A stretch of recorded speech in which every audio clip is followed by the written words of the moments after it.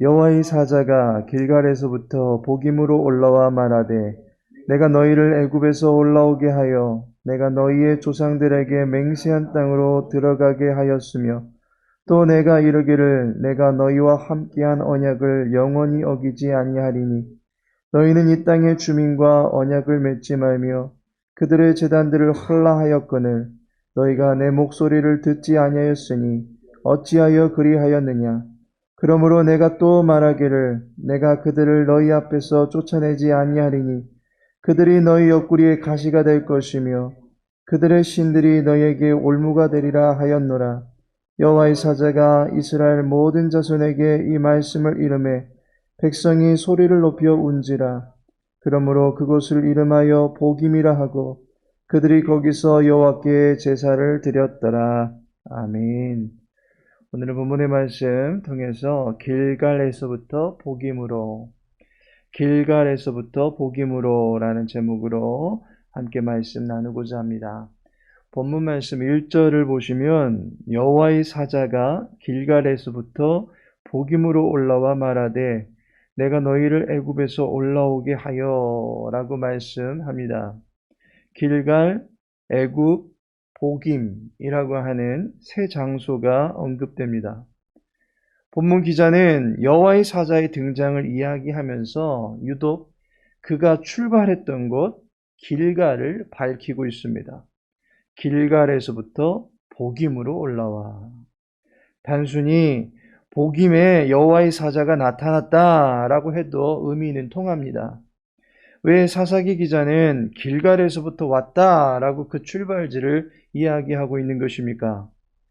장소를 통해서 연상해야 할, 기억해야 될 일이 있기 때문입니다. 어떠한 장소는 우리가 걸어온 삶의 자취를 기억나게 해줍니다. 길갈에서부터 복임이라는 장소가 기억나게 해주는 메시지가 있는 것입니다. 먼저 본문에서는 애굽이 소개되고 있습니다. 1절 중반에 내가 너희를 애굽에서 올라오게 하여 내가 너희의 조상들에게 맹세한 땅으로 들어가게 하였으며 라고 말씀하고 있습니다. 애굽이라고 하는 곳은 어떤 곳입니까? 여호수아 5장 9절을 보시면 여호와께서 여호수아에게 이르시되 내가 오늘 애굽의 수치를 이라고 말씀하고 있습니다. 애굽은 수치가 연상되는 곳입니다. 애굽은 우상숭배의 수치가 가득한 곳입니다. 나일강을 통해서 도시가 번성하게 되자 나일강의 신이라고 하는 하필을 숭배하는 곳이 애굽이었습니다. 한꺼번에 엄청난 양의 새끼를 낼 수 있는 개구리처럼 다산의 능력을 지닌 신 헤크트를 숭배하고 있었던 곳입니다. 기상을 주관하는 누술 숭배하고 태양의 신 라를 섬기는 곳이었습니다. 이 밖에도 성읍을 만들어서 우상들에게 봉헌하고 우상의 신령한 기운이 도시에 감돌기를 바라는 지극히 우상 숭배가 가득한 우상의 수치가 가득했던 것이 바로 애굽이다라고 하는 것입니다. 또한 애굽은 노예 생활의 수치가 가득한 곳이었습니다. 출애굽기 6장 5절을 보시면 이스라엘 자손을 애굽 사람들이 종을 삼았다라고 말씀하고 있습니다. 이스라엘 백성들은 애굽 사람들의 노예가 되었습니다. 벽돌을 굽고 흙을 이기기도 하고 농사도 짓고 여러 가지 일들로 애굽의 백성들을 위해서 또한 애굽의 왕을 위해서 일해야만 했습니다. 시키는 일거리들이 너무나도 혹독했지만 그 모든 것에 따라야만 했던 노예들이었습니다. 자유를 박탈당한 채 노예로 취급받던 수치가 가득했던 것이 바로 애굽이었습니다. 이 애굽은 또한 고난의 수치가 담긴 곳이기도 합니다. 히브리 백성들이 아이를 낳습니다. 그런데 남자아이는 죽이고 여자아이는 살게 내버려 두라라고 하는 국가적인 탄압이 벌어졌습니다. 애굽 왕은 이스라엘 백성이 애굽 백성들보다 더 많아지고 강해지는 것을 염려하면서 대대적인 이스라엘 민족 말살 정책을 폈던 것입니다. 이스라엘 백성들은 10달을 애지중지 길러서 해산의 수고를 한 뒤에 아이의 탯줄을 자를 겨를도 없이 산파의 손에서 죽임당한 아이의 시체를 넘겨받아야만 했던 것입니다. 지푸라기도 주지 않고 벽돌을 만들어야 되는 고역에 시달렸습니다.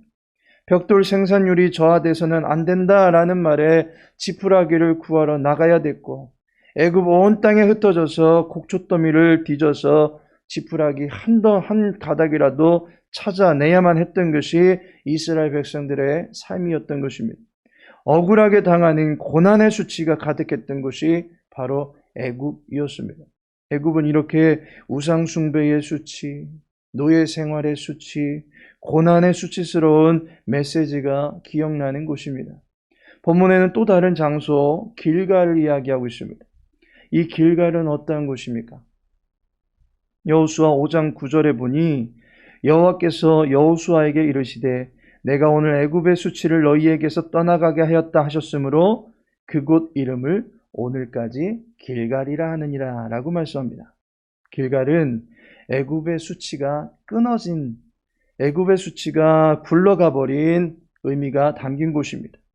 먼저는 우상 숭배의 수치가 떠나간 곳입니다.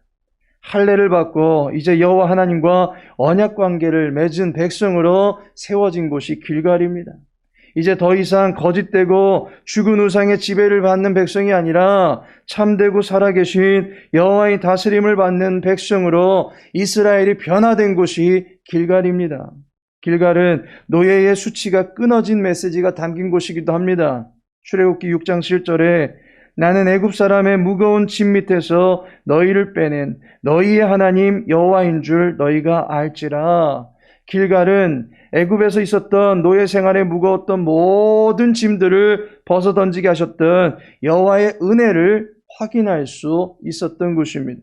여호와의 백성으로 자유를 누리게 된 것을 확인할 수 있었던 곳이 길갈입니다. 길갈은 또한 고난의 수치가 끊어졌다라고 하는 메시지가 담긴 곳입니다. 이스라엘은 애굽에서 심한 고역과 애매한 고난을 당해만 했습니다. 그런 그들의 삶에 여호와께서 이스라엘의 모든 아픔들을 위로하시고 참된 안식의 땅인 가나안을 약속해 주신 곳이 길갈입니다.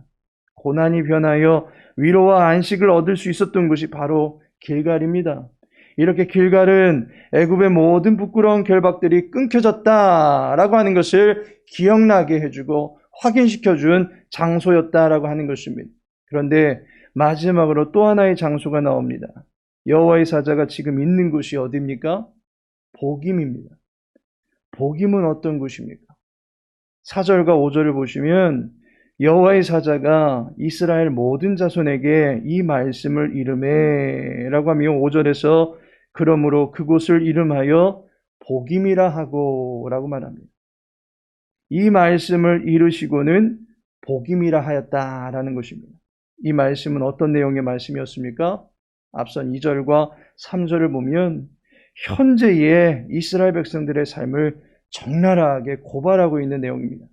보김은 현재의 이스라엘의 모습을 보게 만드는 것입니다. 보김에 있는 이스라엘 백성들의 삶이 어떠했습니까? 여호와의 목소리를 청종치 아니한 상태, 그 땅의 거민들과 언약을 세우고 그들의 단을 헐지 아니하며 그들의 우상을 함께 공유하고 섬기고 있는 상태입니다. 보김에서의 이스라엘의 상태는 애굽의 수치를 굴러가게 했던 길갈의 축복을 망각하고 다시금 애굽의 수치를 불러 들여온 상태였다라고 하는 것입니다. 하나님의 은혜를 받았음에도 불구하고 그 은혜의 소중함을 망각한 채 다시금 옛길로 돌아간 상태가 보김에 있던 이스라엘 백성들의 현재의 모습이었다라고 하는 것입니다. 헛된 신에게 경배하고 음란한 백성들이 저들의 삶의 올무가 되어서 자유함을 박탈당하고 고난과 압제를 당하며 그들의 강성에 내쫓기는 인생, 그것이 바로 보김에 있었던 이스라엘 백성들의 삶이었던 것입니다. 결국 보김은 여호와의 은혜를 잃어버린 곳, 여호와의 은혜를 망각한 곳이다라고 볼 수 있는 것입니다. 결론적으로 본문에 나오는 세 지명에는 의미가 있습니다. 무언가를 기억나게 하는 지명 표지판입니다.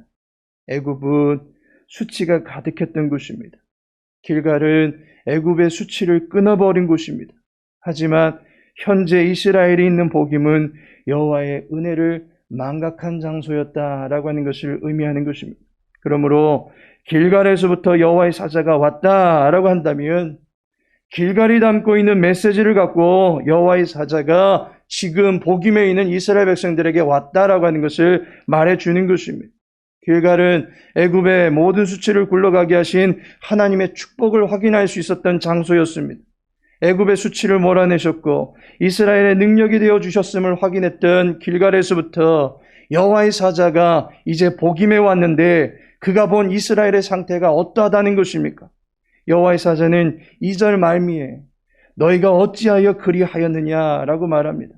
여호와께서 너희에게 어떻게 했는데 너희가 여호와를 이렇게 대접하느냐라고 하는 것입니다. 내가 너희를 대접한 것을 기억해 보아라. 그 기억을 되살릴 수 있는 장소가 바로 길갈이었던 것입니다. 여호와의 사자는 길갈의 메시지를 가지고서 이스라엘 백성들을 향해서 그들의 행위가 잘못되었음을 지적하고자 했기 때문에 사사기 기자는 여호와의 사자가 길갈에서부터 복임에 왔다라고 그의 출발지를 언급하고 있는 것입니다. 하나님께서 사랑하시는 성도 여러분, 복임에 있는 이스라엘 백성은 하나님의 은혜가 과거형이 되어버린 성도들의 모습을 말해주는 것입니다. 하나님이 실제로 내 삶에 생생하게 다가오셨던 그날의 은혜를 잃어버린 우리들의 모습을 보여주는 것입니다. 이러한 우리들의 삶에 회개의 눈물이 있어야 됩니다. 4절을 보면 여호와의 사자가 이스라엘 모든 자손에게 이 말씀을 이룰 때에 백성들이 소리 높여 울었다라고 말씀하고 있습니다. 여호와께서 내 삶 속에 이루어 놓으셨던 흔적들, 바로 길갈의 메시지를 기억하면서 지금의 내 삶에서 옛길로 돌아가고 있던 부분들이 있다면 철저하게 회개하는 모습들이 있어야만 할 것입니다.